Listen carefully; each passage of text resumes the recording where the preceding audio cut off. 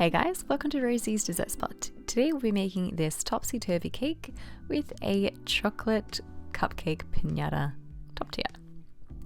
I've used an 8-inch cake for this project and it is a chocolate mud cake.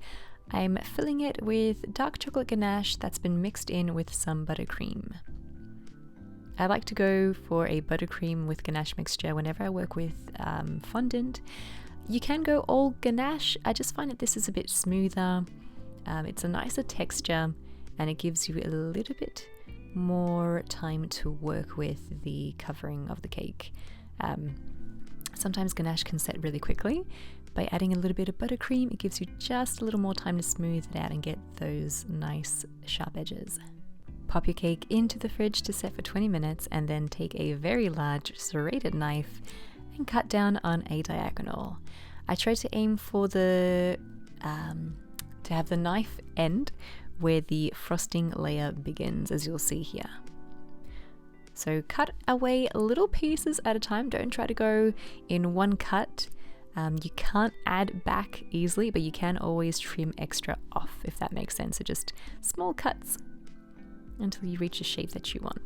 Topsy Turvey cakes do have a bit of a tapered bottom, so I'm cutting away on a diagonal, very, very subtle diagonal, from the top of the cake down to the bottom, and I work my knife deeper into the cake as I reach the bottom. Cut teeny tiny sections at a time to help round off the cake and to get a nice precise shape.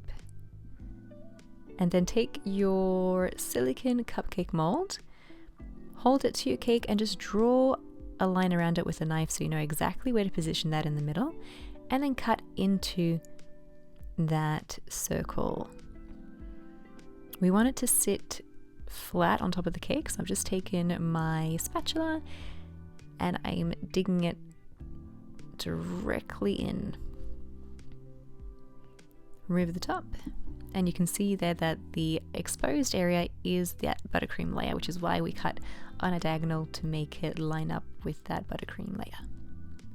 Fill in a crumb coat into that area and all over your cake. Because this will be covered with fondant, I am not fussed at all if there are crumbs in my final layer. If you want to, you could add 2 layers of frosting to make it super seamless, but I find that it doesn't really matter too much when covering with fondant. You can be very generous with this layer, and that way as you smooth it out you just have a little bit more to play with to move into areas where you might have pockets and whatnot. When it's completely covered, I'll grab my frosting scraper and just go all around the cake. Fill in any pockets as you go. I always tend to have pockets right at the top, so I have to fill in those areas. And then grab a spatula and sweep it across to bring in that top lip of frosting. Do the same for the inside, making sure that you go around so that it lifts the lip up, and then you can drag it towards the flat side of the top. When it's all nice and clean, you can pop it back into your fridge for 20 minutes to set, and in the meantime create your chocolate casing for the cupcake. I've melted down some white chocolate by Nestle, filled it in to the silicone mold and just spinning it around so that the chocolate touches all of the outside right up to the seam at the very top. Tip out any excess chocolate and then pop it into your fridge to set for a good 15 minutes. Do the same with the top end of the silicone mold.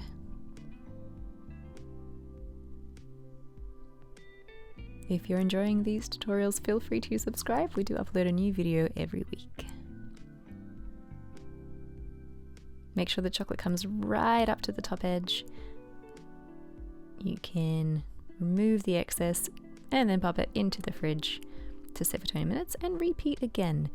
I did not warm up my chocolate. It was really fluid, but it should have been a little bit warmer, and that way it would spread completely without any issues. It did set because the chocolate in the case was already cold, so I just grabbed my spatula and I helped it to kind of spread around. This is after I reheated my chocolate, so it spread a lot smoother. If you need to move it around a bit more with your spatula, you can. And then back into the fridge they go to set up for another 15 minutes. In the meantime, you can cover your cake with fondant. This is Bakels fondant, and I've used cornstarch to make sure that it doesn't stick to my countertop. I've taken a nice heavy silicone rolling pin. I'm rolling out my fondant to 3 millimeters or so in thickness, popping any bubbles along the way and pressing the air out with my fondant smoother. Drape it over the cake, and I'm not actually going to skip any steps here. I'm going to show you the whole process of the covering. Basically, you want to press that air out from the top. I want to massage that top edge down, and then to get the fondant to stick seamlessly to the side of the cake, you just want to undo the pleats by pulling them apart, massaging them from the top of the cake, working your way down to the bottom. Notice how I also lift the fondant at the very base. That just allows the air to escape a lot better, and you don't end up getting those weird little bubbles or bulges on the side.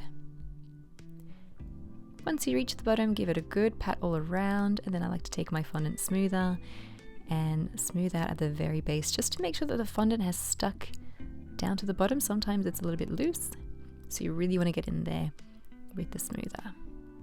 Cut off the excess, knead it into a ball, and wrap it up in Glad wrap so you can store it for later use.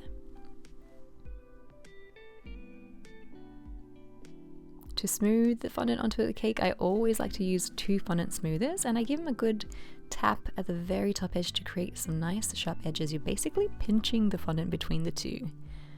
I also like to move them across simultaneously, again pinching that fondant, and then smoothing out the very top and the sides as well.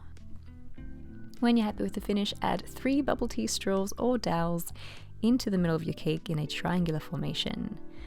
I let it touch the very base of the cake board, draw a line with a knife, and then cut where that line is, just to make sure that it sits flush with the very top of the cake. Add some of that chocolate ganache and buttercream mixture to stick your cake board on top.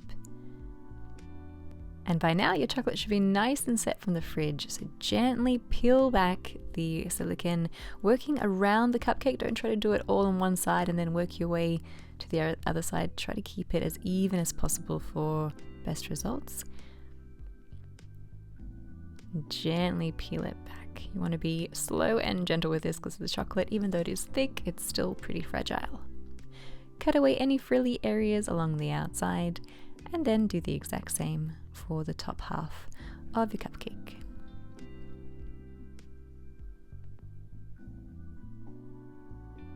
And you can buy these silicone molds on eBay or most cake decorating shops.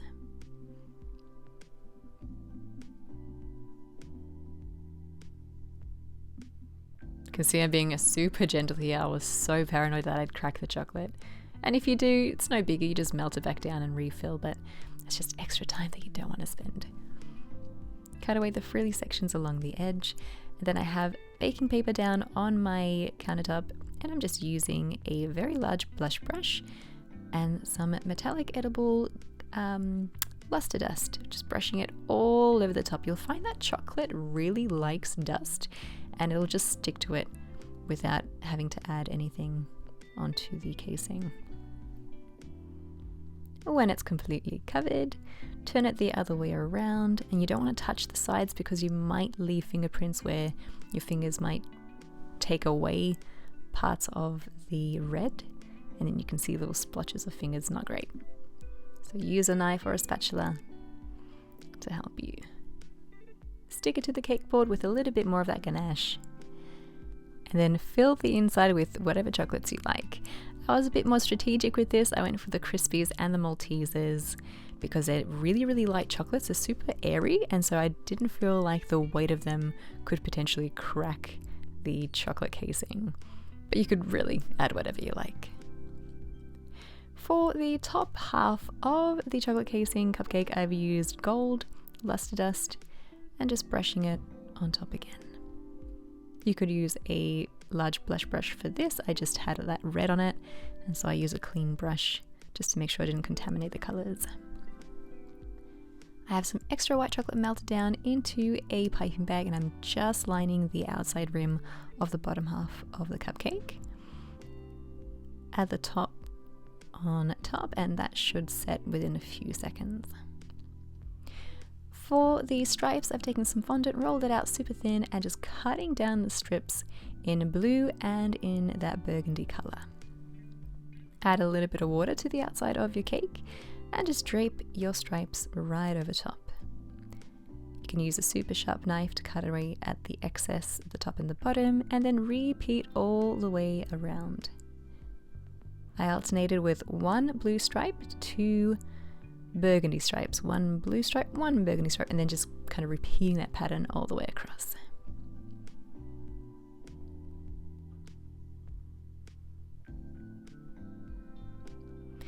This is where you can be very strategic with where you place your stripes. If you find on the side of your cake that you have little blemishes, or if there's a lot of elephant skin going on, cover those areas with the stripes.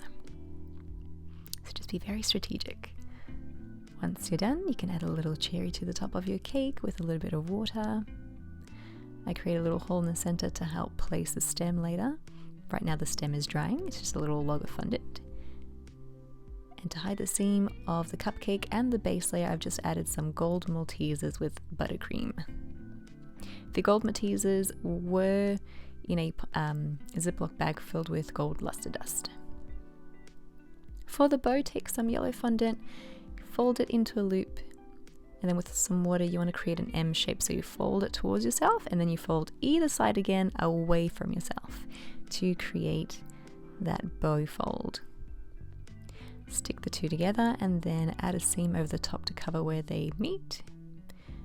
Make sure that it's all stuck at the back, and then you want to open up either side of the bow and have it dry standing if you can.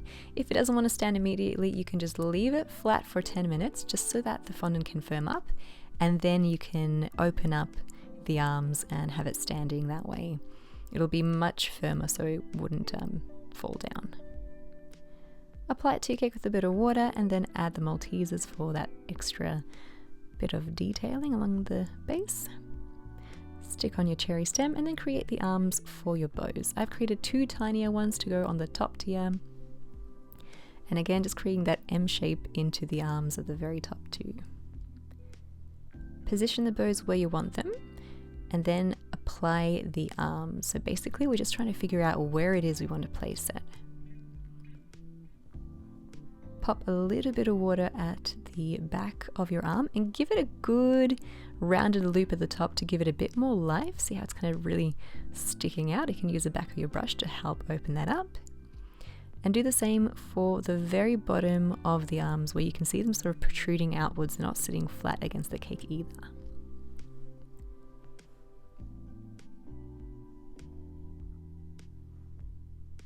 Apply your bow on top with a little bit of water just to make sure that it all sticks together.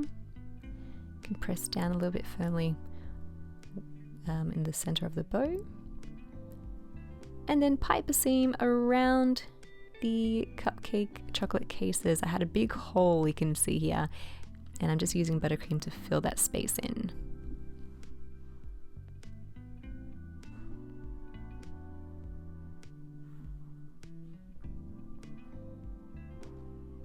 And that is how you create a sweet topsy-turvy cake with a chocolate casing cupcake piñata.